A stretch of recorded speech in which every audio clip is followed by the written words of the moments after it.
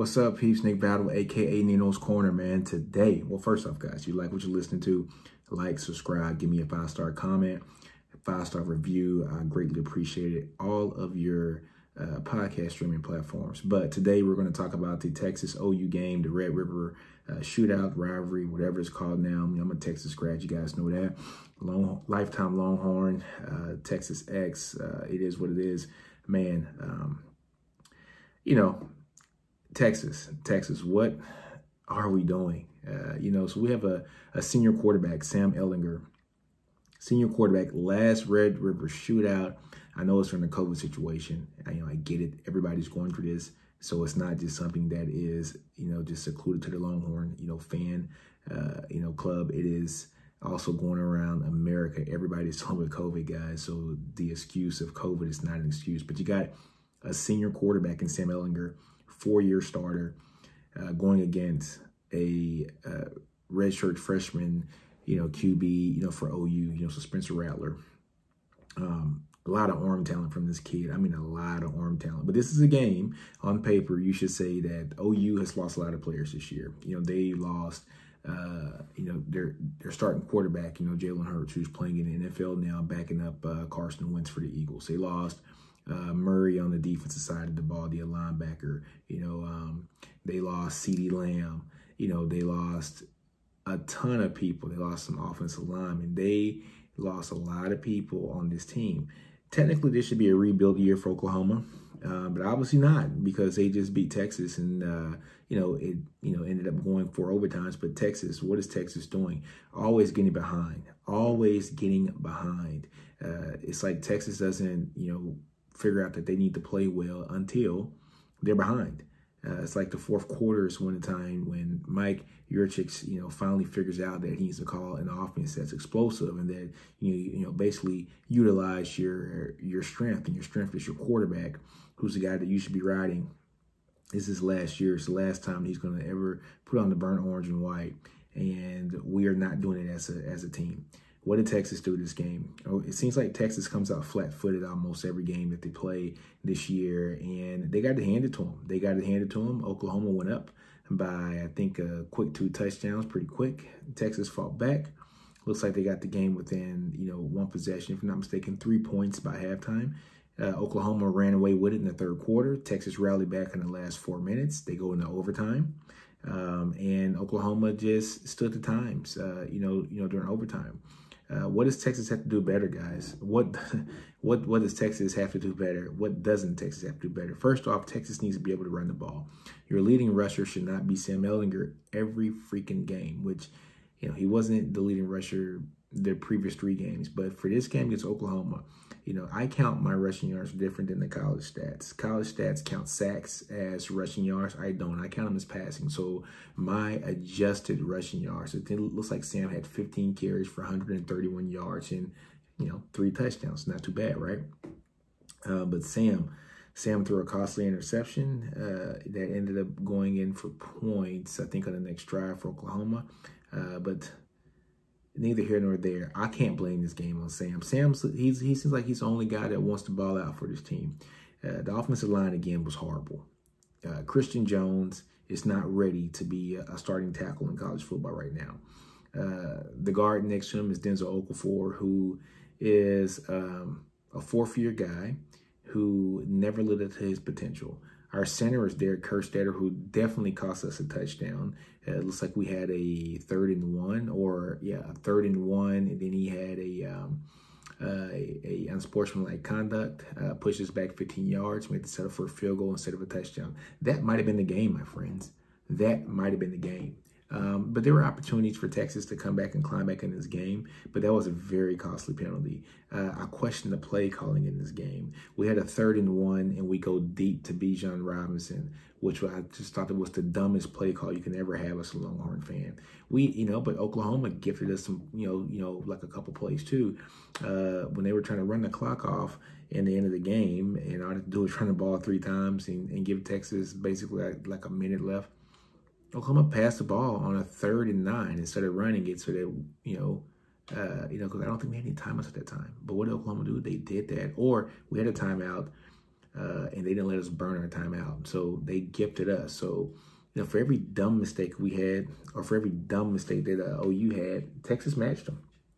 But let's dig into these stats, guys. You know, I'm a little ticked off about this game, but, you know, you guys know I have my NCN, which is my NinosCorner number. And let's take a look. The NCAA average for an offense is 40 points. You know, for Texas and Oklahoma were basically very average on offense in this game. I know that the score is not going to dictate that, but it went to overtime. Field gets shortened.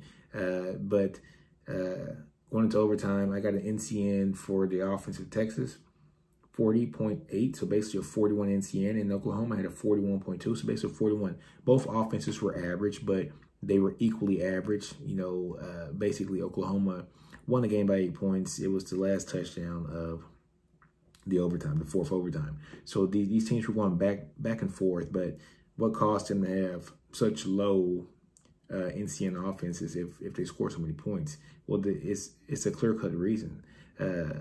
Both teams had turnovers, like turnovers galore. Sam had two interceptions. Keontae Ingram had another fumble. Man, that's 2 fumbles on 2 different carries. The last carry of the last game, he fumbled, going in for a touchdown, and the first carry of Oklahoma, he fumbled. You know, but he did regain his mojo back by catching that touchdown to tie the game at the end of regulation. But the offenses were average due to turnovers. So Texas had 3 turnovers total. Oklahoma had 3 turnovers themselves also. It looks like Spencer Rattler threw a pick. He fumbled the ball, and their running back fumbled the ball also. They were also sacked a bunch. It looks like Sam Ellinger was sacked. I got 6 times for the game. I got 2 times for Oklahoma. A bunch of tackles for loss. So Texas only had 1 tackle for loss, which was, you know, kind of good, I guess. I wouldn't say good, but, you know, OU had 8 tackles for loss. OU got tackled 8 times behind the line of scrimmage in this game. So, you know, like when you tally those up, you know, sacks and tackles for loss, I kind of count them as the same, basically. It's just one is done on the quarterback and one's not, right? So you're looking at the sack on the quarterback versus tackle for loss. Texas had a combined 7 of those. You know, OU had, a combined 10. So those were the offenses in a nutshell. But if these offenses were so basic and so average, why did OU win? And you guys know I always preach this every freaking week, right? The team that has more explosive plays usually ends up winning that game like 88, 89% of the time. You know, let's just say 9 times out of 10, they're going to win the game. I know it's so cliche to say that, but it's literally almost 90%. OU had 10 explosive plays, which are 15 yards or more. Texas had 9. What was OU's last explosive play? It was a 25-yard touchdown pass to their tight end, Stogden. Yeah, the big, tall tight end. The 25-yard touchdown pass down in the 4th overtime. Texas couldn't match it. You know, Texas couldn't match it. What did Texas do? They ended up throwing a pick on the next drive. So that one more explosive play won Oklahoma's game. Hence, that 9 times out of 10, if you have at least one more explosive play than your opponent, you're going to win the game. On the defensive side of the ball, both defenses were, they were above average. I know the score is not going to dictate it, but if you look back in the game, you know, from quarter 1 through 4, both teams did like really well. OU's defense stopped Texas running backs very well. Keontae Ingram only had, what do you have, guys? It's something ridiculous, like 9 yards on 3 carries. Rashawn Johnson, 3 carries, -3 yards. And our true freshman, Bijan Robinson, had 5 carries, 17 yards. Sam Ellinger, like I said, 15 carries, 131 yards, man. When your quarterback's balling like that, wow. Oklahoma had a much better, time running the ball. Looks like Spencer Rattler didn't pass as much. I don't think he crossed over 225 yards passing this game, but they ran the ball very well. They had a very balanced offense when it came to that. It was overall not the best game for Longhorns. But if you dig into the NCN defense for Texas was I got a 50.23. 45 is the average NCN defense for a college football team. For Oklahoma, I got Oklahoma at a 55, NCN defense. Like I said, they had 2 turnovers for the game. We had 1 turnover for the game. We had 2 sacks. We had 2 fumble recoveries. No 4th down stops.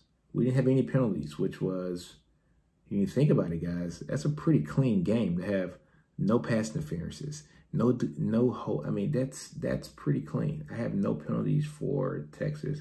Nope, I'm lying, guys. I'm lying. We had 3 penalties. 3 penalties, which is still a pretty clean game for a defense. What else we have, guys?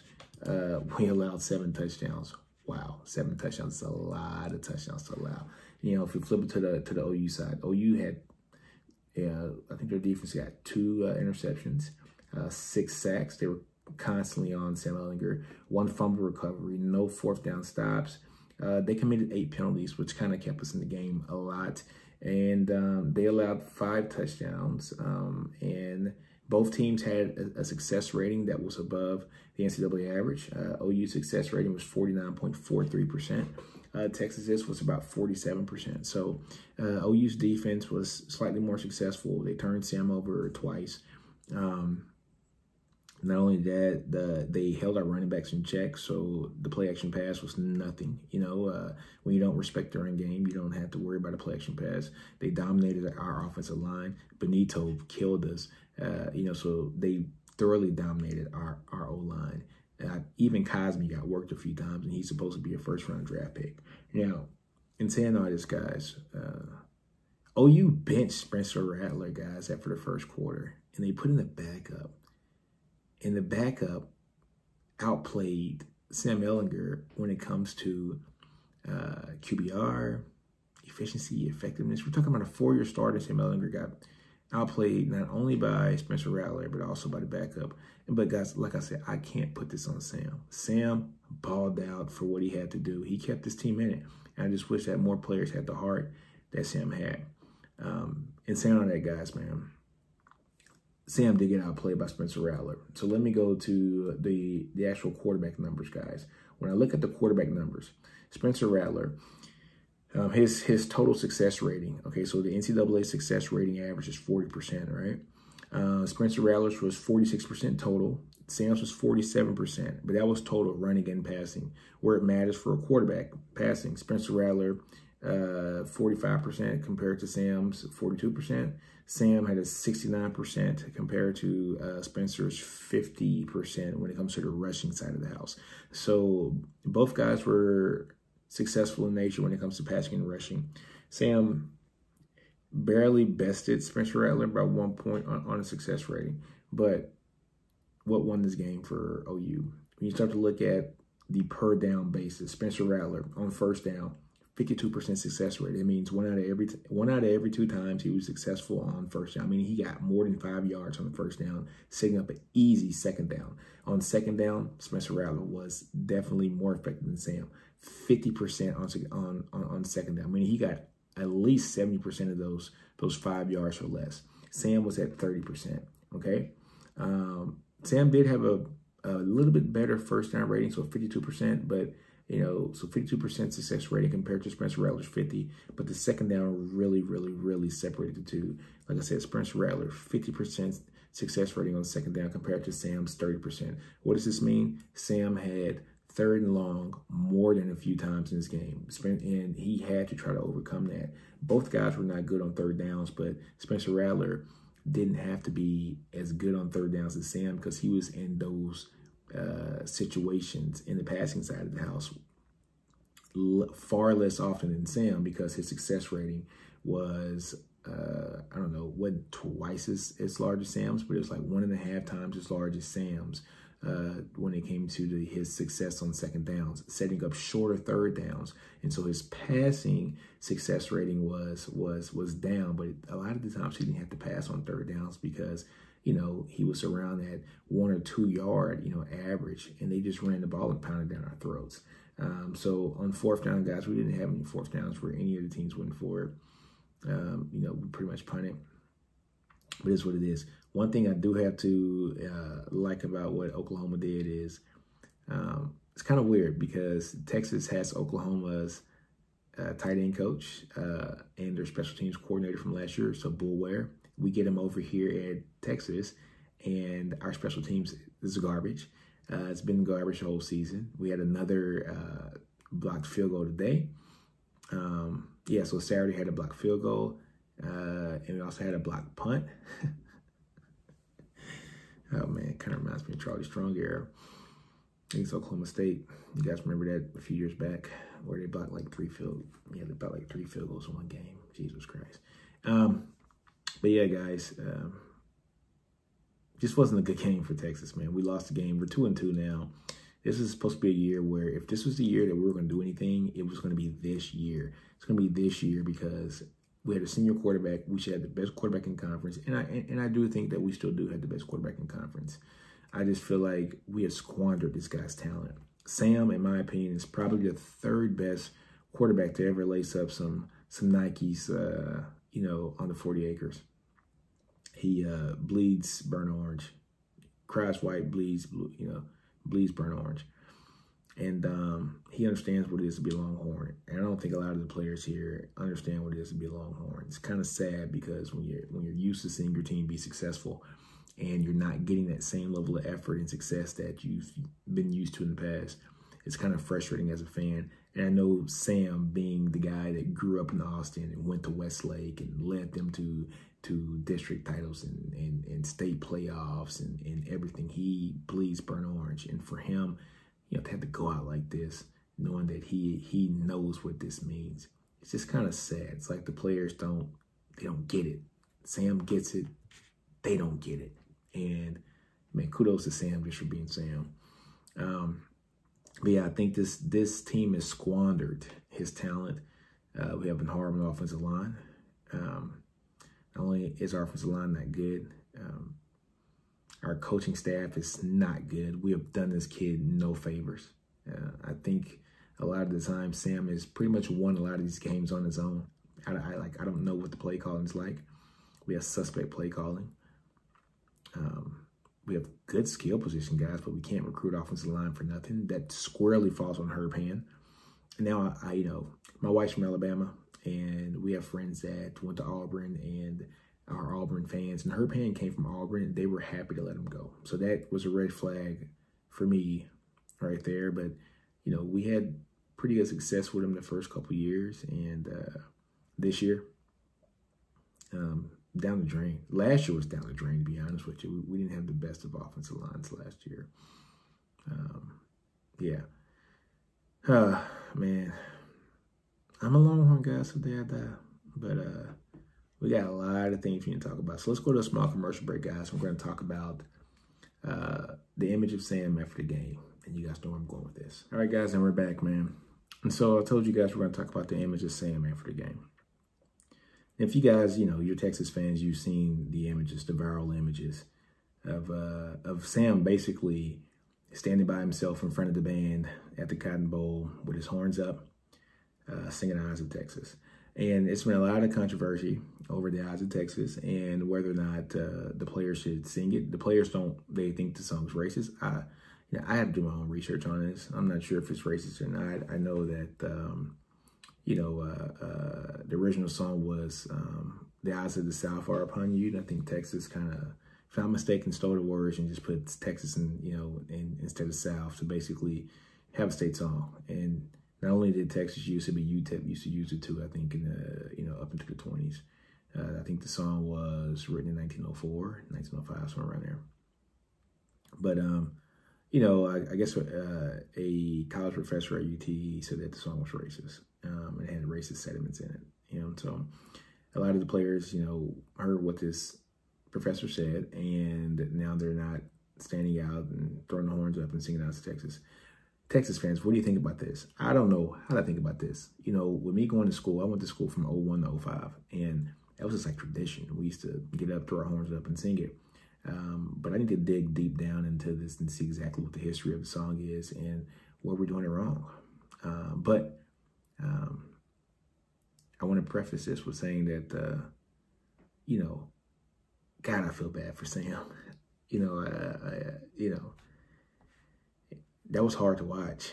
And that was just hard to watch, to see him not only put his blood, sweat, and tears out there, but also be out there singing the Eyes of Texas by himself with no other players around him, which shows that there is a lack of unity amongst his team. Obviously, your team captain, does not believe in the actions of his teammates, and there's nothing wrong with that. Everybody doesn't have to be the same. As you guys know, if you watch the NBA playoffs, which we'll get to in the next podcast episode, but you know, in the playoffs, like the Miami Heat and the Lakers, everybody took a knee during the game. Before every game, they took a knee when the national anthem came on. Except one player for the Heat, he stood up, and that was I forgot the guy's name. He's the center though, big tall guy, center, white dude, like blonde hair, really good shooter. He can shoot the ball really well. I forgot his name though, but yeah, he stood up. He didn't take a knee, and there's nothing wrong with that. There's nothing wrong. Everybody's not going to have the same experiences that everybody has. But football's a little different. It's 53 people on the roster. You're looking at college football, 83, 85 people that travel to those games, especially with what's going on now with the social justice reform and the injustices that are going on, and why some of the players know what they're doing, and you know, it's just it's so tricky. It's so tricky, man. So I guess what I'm trying to say is, how do these players, feel as a whole, as a family? It's got to be tough, man, because those are conversations that need to have, that need to be had. And like, I love what Emmanuel Acho is doing with the, uncomfortable conversations with a black man.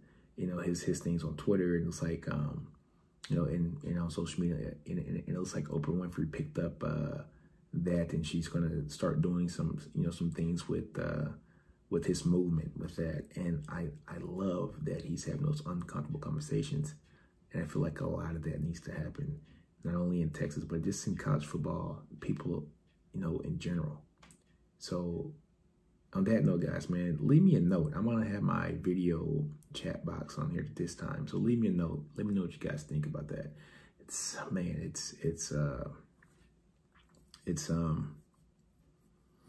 a little different to be a Longhorn now. It just doesn't feel the same. But hopefully we can turn the tide on this. And I honestly, guys, I don't think Tom Herman's going to be back next year because of the way that everything was handled. Strong-minded coaches feel the pulse of their team. They can do things for their team, but also not break down the integrity of what they want to do on the football field. And I don't think Herman quite understands that. I think this job might have been a little bit too big for him. And at a job like Texas, where the odds are on you, it's your blue blood program.